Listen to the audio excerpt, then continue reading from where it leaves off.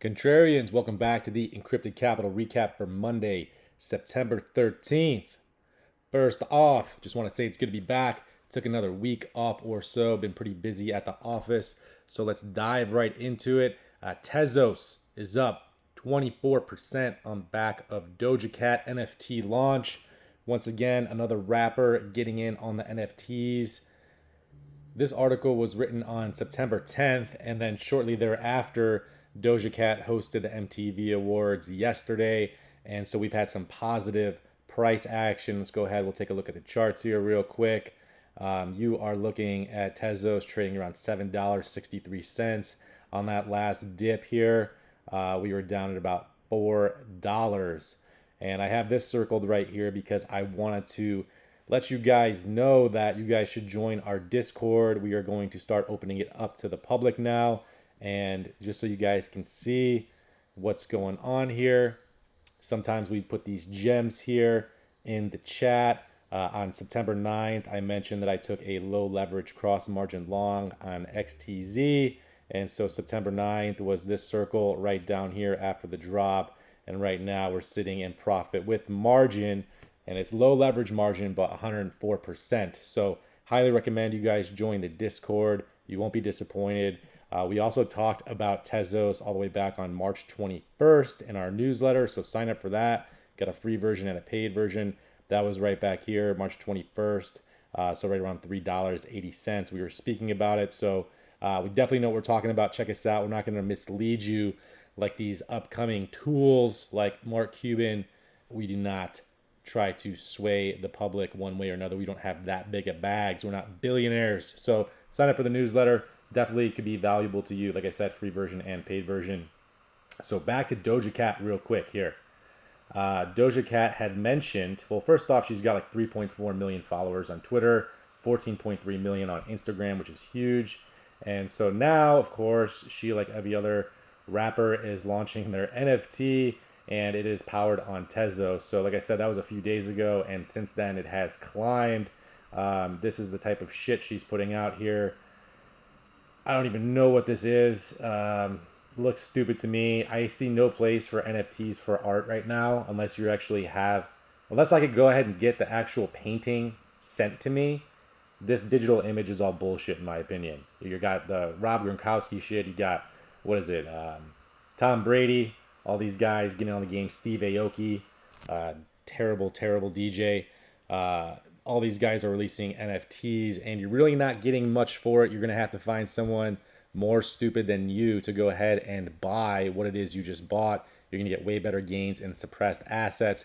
If you're on this channel, you guys are smart. You already know this stuff. So I would avoid buying whatever bullshit this is. Although it is only $5, $20, $40, that's not terrible.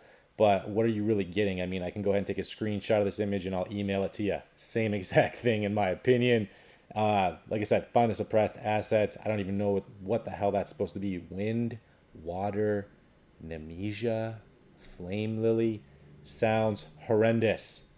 I don't know that much about NFTs, she said. Most pretty obvious. But what I do know is that they can be bad for the environment and cost a fortune. Mine won't. Cool. Timing is epic. I have a feeling it's just their managers and agents telling them to jump on the NFT hype train. It is cool that they are using Tezos, though. As mentioned in our newsletters, we've had a pretty decent position in this asset. So go ahead, make all the NFTs you want, Doja Cat. As long as you keep raising the price, I'm cool with that. And what do we got next here? So I want to make this point on Tezos. So Tezos, if you guys didn't know, it is one of the world's top 10 crypto companies, and they hold 183,433 Bitcoins. Tezos Foundation is what I'm referencing here. They have a huge position, and you see they're up there with the names like Grayscale, MicroStrategy, Michael Saylor, and Galaxy Digital Holdings, Stone Ridge Holdings. So they're in some pretty good company here. And so my methodology for thinking about how this stuff is going to take place is that if I was the Tezos Foundation, I am going to be riding up the charts here of Bitcoin. I'm going to ride at that 15x that we just saw take place. And then I'm going to go ahead, I'm going to short the top at 64,000 because I'm in the know, because I'm in the Billionaire Boys Club. and then I'm going to rebuy at support after I've shorted, take all the crazy gains I've made, go ahead and long that up back to around 50,000, and then the rotation begins into the altcoins.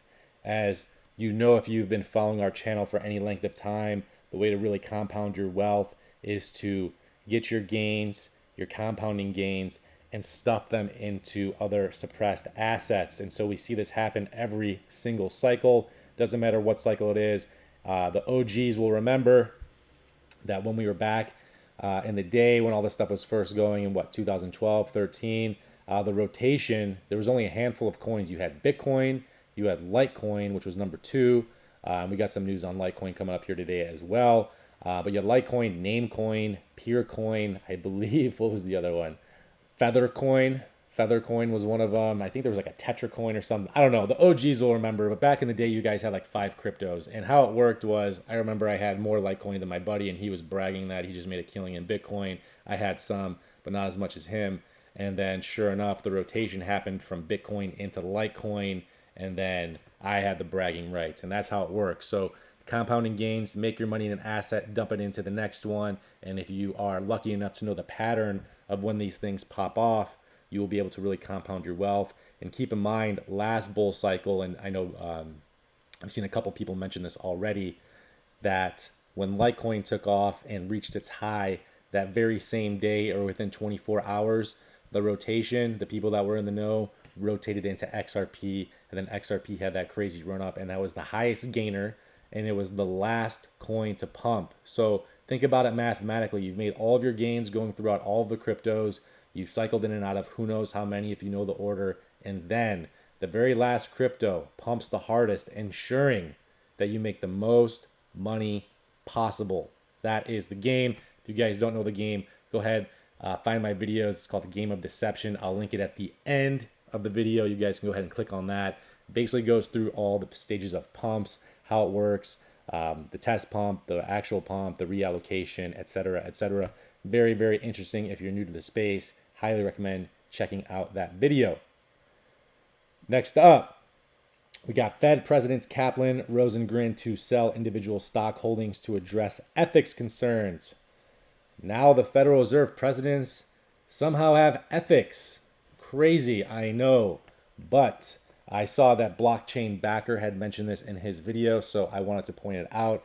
But yeah, he did talk about this, and I thought it was very, very interesting that when you go ahead and take a look at the charts here, so we got the S&P 500 up here, and now all of a sudden, literally at the 4.236 Fibonacci extension, the full extension of this move, where most traders that are aware of this would be planning on taking profit. Go figure, this is exactly where the Fed wants to go ahead and exit, because now all of a sudden they have morals. Hilarious. Federal Reserve Regional Presidents Robert Kaplan and Eric Rosengren said Thursday they will sell individual stock holdings amid ethics concerns regarding trading in 2020, and they're going to sell all their stocks by September 30th and put those proceeds in passive investments, they stated Thursday. What do you think is going to happen in the market now when people see this? You know, anybody who's paying attention. 4.236, absolutely epic run up in the stock market. And now they're going to be going into passive assets. So my partner and I are trying to figure out which assets of those could possibly be. We'll dive into that in a second here. But, you know, the timing of all this is very, very interesting. I mean, I don't trust anybody from the government in general, especially Fed presidents of all people. I definitely don't trust this guy, Anthony Pompliano. This guy, first off, what is he saying here? Everybody's screaming about regulating crypto and the Walmart press release. Okay, so the Walmart news. Basically what happened today was that there was a fake press release that Walmart was going to be using Litecoin. Litecoin actually put it out themselves on Twitter, and Reuters picked it up and a couple others, and then immediately after, it basically fell on its face. So we had like a 33% pump in Litecoin, and then it fell right back down to where it started off of a fake pump by some news outlets in coordination. Somehow Litecoin said this was factual as well. So that's why you guys got to be careful in this space. You don't want to chase any green candles, because I guarantee you Mad people saw that 35% candle and jumped right in. And if you're trading on margin, you're most likely liquidated. So I highly recommend you don't trade on margin unless you know what the hell you're doing. Otherwise, Anthony Pompliano over here, this guy's supposed to be, he's one of the voices, obviously, in the crypto community, 1.1 million followers. He says that he has invested $200 million in early stage companies, diversifying his holdings, obviously, because he's investing in multiple companies, including multiple unicorns, he said, aka his billionaire friends' companies, and then write a daily letter to investors. Yeah, so we know that part. So this guy invests in all these companies, but yet he's so hell bent on Bitcoin, and that's all he talks about. So it is my opinion that this guy is just part of the Bitcoin marketing arm, along with that D-bag Michael Saylor, who said that they just bought 5,000 more Bitcoin as their total investment exceeds $3.1 billion. Keep in mind, Saylor put out that everybody should buy Bitcoin on September 7th in solidarity with El Salvador. And then we saw the massive sell-off take place literally that day. I have a feeling that that's how the billionaires communicate. They give out these dates, try to get the retail public in, and then they literally crash the market. That is how the game is played. This is how these Fed presidents are probably playing this too, because now all their boys are seeing that they're exiting their positions. And if you're not paying attention, I can guarantee you that it's very easy to get slaughtered if you are not in this space and really looking at everything from a contrarian mindset. If you follow the herd, you will get slaughtered. So, Michael Saylor adding to the Bitcoin position. I also want to note too, so like let's say Bitcoin even goes up like 5, 6x. Cool. That's literally nothing compared to all these other assets and what they're going to do. I mean, as far as Tezos goes, we were talking about that at $3. It's almost at 8 now. I mean, theoretically speaking, I could easily see it pull a chain link move.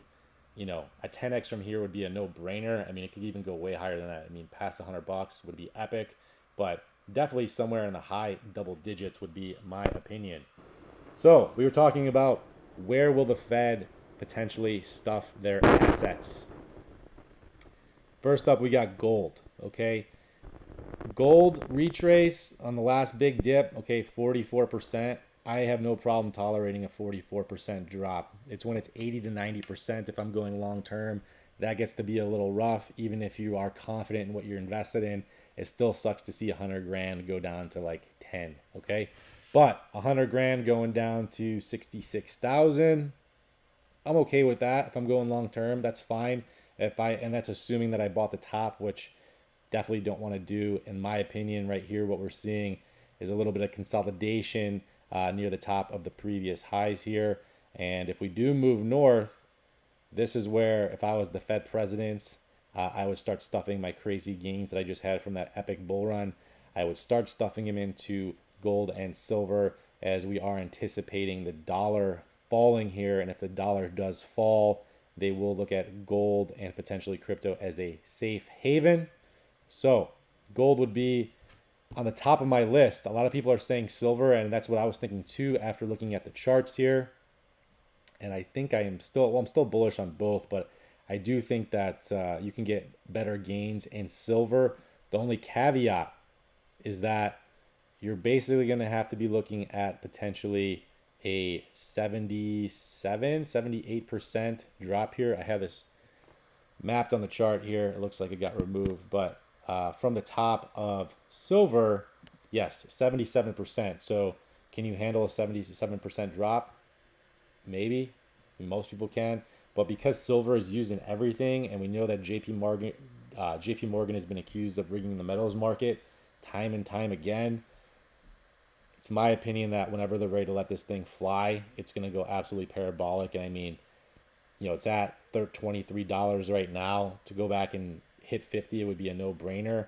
But if it really does get parabolic, and let's say the dollar does, drop significantly, people will be looking to silver. So, in my opinion, getting crazy crypto gains, you're making a ton of money off our newsletters, I would highly recommend going into other assets like gold and silver. It seems like it would be a smart choice. It's hard to say with real estate right now. And coincidentally enough, I do like NFTs for real estate. I think they actually serve a real purpose. It's an actual asset that is backed by something that you will get. like I said with the painting reference, if it's coming to art, if I'm buying a Banksy piece of art, I want to know I can actually cash that in and actually get the art piece too. I don't want to just have an image that I can stare at on a screen.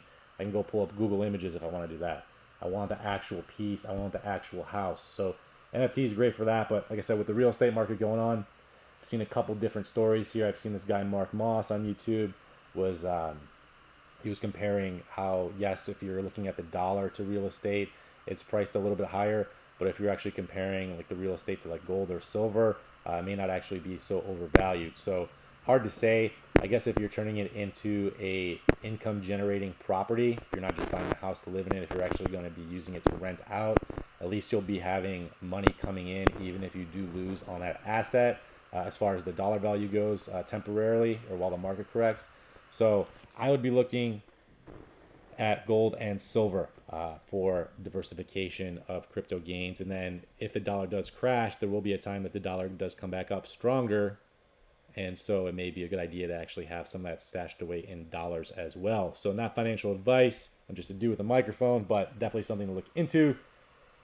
Yeah, and we had Mark Cuban over here talking about Bitcoin being better than gold. Yeah, it has some good properties about it, but I don't trust this guy after his little Titan token that slid from $60 to $0 that he got out of just in time, supposedly, even though he said he got hit like everybody else. He said the crazy thing was that he got out. Not trusting Mark Cuban one bit. You guys all know that if you follow this channel. So silver looks great. And look at all that volume that's been coming into silver. That is a lot of volume here. So do the elite know something that we do not? Potentially, if this flags out and goes parabolic here, I mean, who knows? But I do see a lot of volume coming in here, and this is the most volume I've seen in 2021. If you go back and look over the last, 10 years or so, that is massive amount of volume coming in here. So what is going on here? People are accumulating this asset. It had a nice little rise from $12, so it's basically doubled in value at the high, and now we're just hanging out around $23. Low as 10 recently. So silver, very undervalued, using everything, using more things than gold. Then we got Kevin O'Leary spewing some dumb stuff out his mouth. Mark Cuban's little buddy, his little butt buddy here, says no one wants to be cowboys by investing in crypto, yet this guy has invested in crypto and was talking about how he has 3% of his portfolio in Bitcoin. So I'm assuming he's probably referencing his O-Shares company, maybe professionally investing in crypto so he can offer it to his clients. But this guy's been in the game. They've all been in the game. Cuban's been in the game. Musk has been in the game. And they are ready to sell their bags to you in Bitcoin. So go ahead, find you some suppressed assets. Find you some Tezos, maybe on a dip here. And we got a few other ones that we've been mentioning in our newsletter this week. So don't forget, sign up for that. If you guys like what you heard, please drop us a like, comment, and subscribe. And with that being said, that will do it for this edition of the Encrypted Capital Recap. We'll catch you guys all in the next one.